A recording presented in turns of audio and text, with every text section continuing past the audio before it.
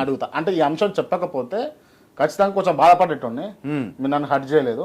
నేను హర్ట్ చేయను అలాగే ఎవరిని. ఎందుకంటే ఇప్పుడు రాముని నేను నమ్మట్లా, నేను యేసుప్రభునే నమ్ముతున్నా. మీరు ప్రభువుని నమ్మట్లా, మీరు రాముడినే నమ్ముతున్నారు.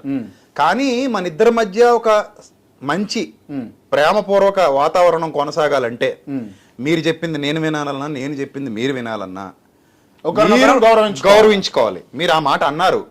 సో కాబట్టి మీరు నా కోసం ప్రైజ్ దలాడి చెప్పి నా ప్రభువును గౌరవించినప్పుడు నేను మీకోసం జై శ్రీరామ్ అని చెప్పి మీ శ్రీరాముని గౌరవించడం వల్ల నాకు వచ్చిన నష్టం ఏమీ లేదు కదా. ఇంకా మిమ్మల్ని గెలుచుకోగలుగుతాను కదా నేను. మంచి పద్ధతే కదా అది. రైట్. దాన్ని నేను నా హృదయంలో మానని వేదనయు కలవు, క్రీస్తునందు నిజమే చెప్పుచున్నాను, అబద్ధమాడట్లేదు, పరిశుద్ధాత్మేందు నా మనస్సాక్షి నాతో కూడా సాక్ష్యం ఇచ్చుచున్నది. సాధ్యమైన ఎడల దేహ సంబంధులైన నా సహోదరుల కొరకు, అంటే నా పూర్వమతము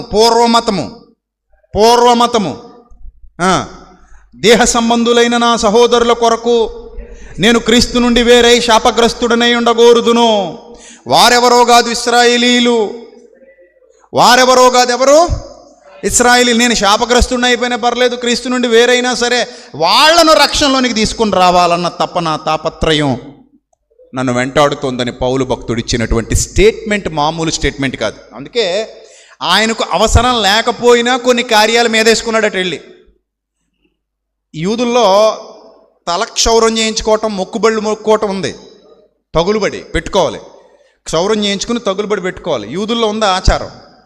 ఇప్పుడు పౌలు యూదుడా, యూద మతంలో ఉన్నాడా, క్రైస్తవుడైపోయాడా? క్రైస్తవుడైపోయాడు. అది యూదులకు తెలిసి పౌలుని చంపాలని ప్రయత్నించారు.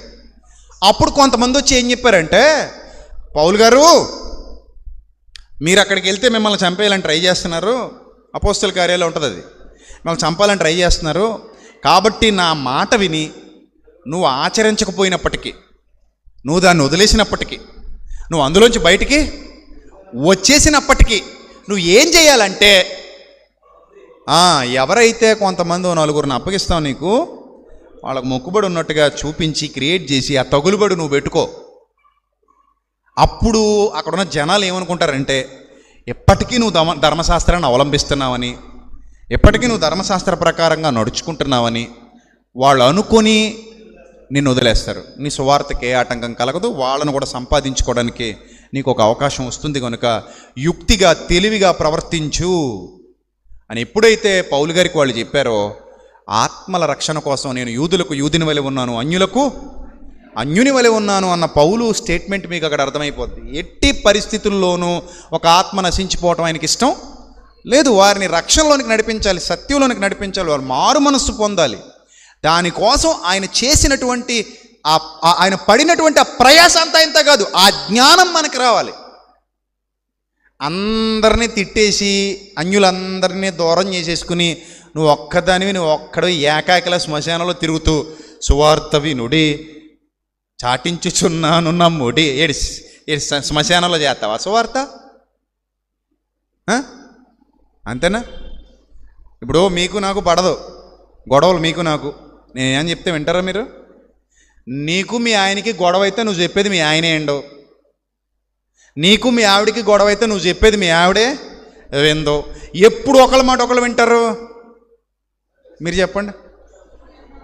బాగున్నప్పుడే కదా డీలింగ్స్, కనెక్షన్ బాగున్నప్పుడేనా చెప్పింది లోపలికి వెళ్తుంది. కనెక్షన్ బాగోలేనప్పుడు వైర్ కత్తిరించేసి లైట్ స్విచ్లు వేస్తుంటే వెలుగుద్ది లైట్. మరి ఏం చేయాలి? వైర్కి మంటెట్టేసి స్విచ్లు వేస్తావా, జనరేటర్ ఎట్టేస్తావా? ఎలాగదది? అందుకే పౌలు భక్తుడు చాలా తెలివిగా యుక్తిగా ప్రజల్లోకి వెళ్ళాడు, వాళ్ళకి సత్యాన్ని ఉపదేశించాడు. ఆత్మను రక్షించడం ఆయన ధ్యేయం. యేసుప్రభువు కూడా ఆయన కనానీయులని లేకపోతే ఇంకొకళ్ళని వ్యత్యాసం ఏమీ లేదు.